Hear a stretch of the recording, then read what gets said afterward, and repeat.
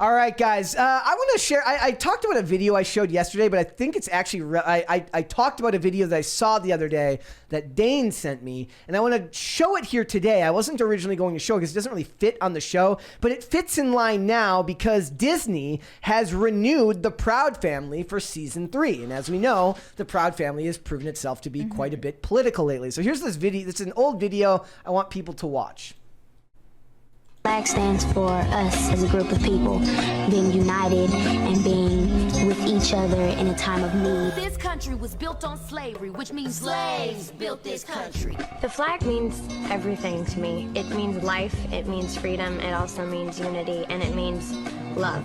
We, the descendants of slaves in America, have earned reparations for their suffering. And continue to earn reparations every moment we spend submerged in the systemic prejudice, racism, and white supremacy. All the flags, you know, you ride down the street and it makes you feel connected, like we're in this together. We celebrate Juneteenth for the umpteenth time. Our account is still outstanding. Because this country was built on slavery, which means slaves built this country. The flags. Yeah. It shows you how far this country has fallen in a very quick period of time. I really do believe more and more every day that the only way this changes is through external attack again, unfortunately. Like what do you mean? Okay, the only way this country pulls itself back together is if somebody from outside this country attacks it again.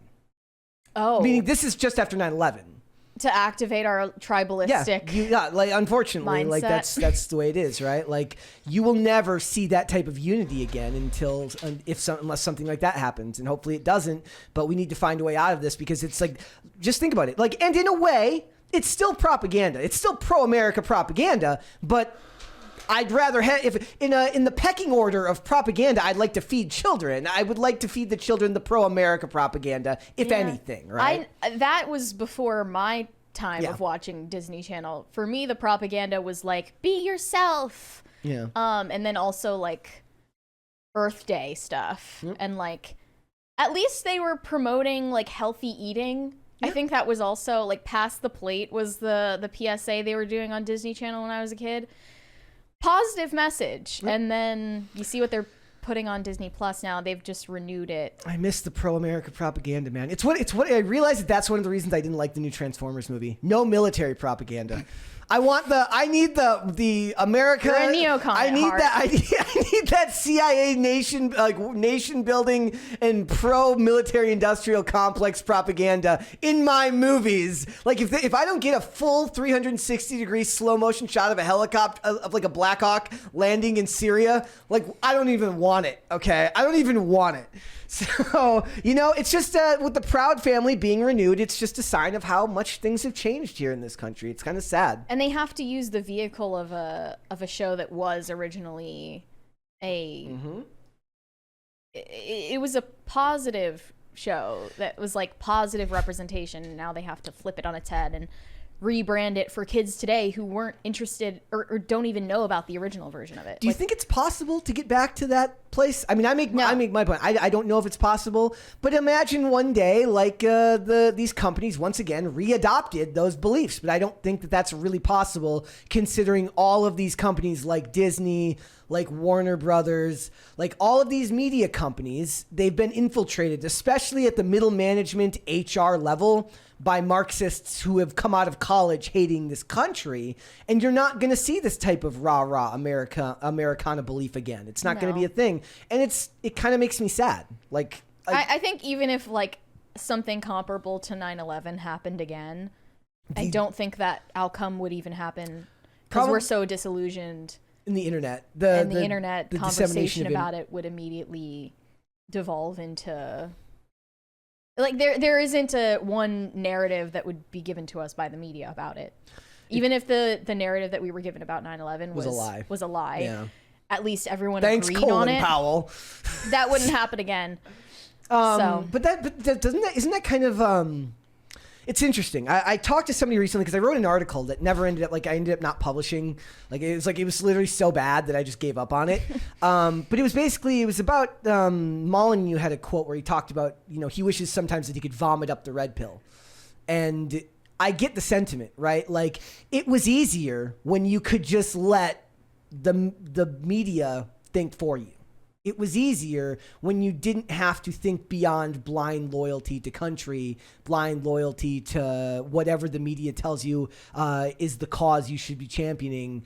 And it's sad because obviously that's not good. But at the time during 9/11, what they were pushing, like I remember, WWE still does tribute to the troops every year and is fairly patriotic in that inquest. But like in a lot of ways, you wish you would see more stuff like that. You don't see anyone really talk about that stuff in a positive way in the media. And I'm not saying that there aren't flaws that we shouldn't work out. There's obviously very many things that any country could do better. You can't expect a country to be perfect. It's not a realistic thing. And this country has done plenty wrong. But I don't see the benefit of teaching the children of this country to hate where they come from. It doesn't seem like it ends any way but bad. No. Like, and you know, like, do you think that was like, it's kind of like, was it you or was it, no, it was, okay. So how do you feel about Santa Claus? Do you think it's bad that parents lie to their kids about Santa Claus? Why are you bringing this up? Because in a lot of ways, the media is lying to the kids. Like they're teaching you an image of the children. I bet of the country. If you looked into it, kids today would believe in Santa Claus at far lower rates than they believed in Santa Claus in like the 2000s or prior. Well, we need to teach kids about the Santa Claus that is perfect America, just to save the country from falling into further depths of despair. Because in a lot of ways, it's like, what? You're supposed to go and watch your escapist entertainment, and they're teaching you to hate the place you're from? Do I think it's wrong to tell your kids about Santa Claus? I don't think it's wrong, because I think that actually kids who believed in Santa Claus at one point, even me, knew the whole time that it wasn't real. And kids are smarter than we give them credit for, but they enjoy fairy tales. Yeah. There was an episode of Bones where they discussed the morality of lying to kids about Santa Claus, and Zach's character just calls kids stupid because he's been a genius since he was born.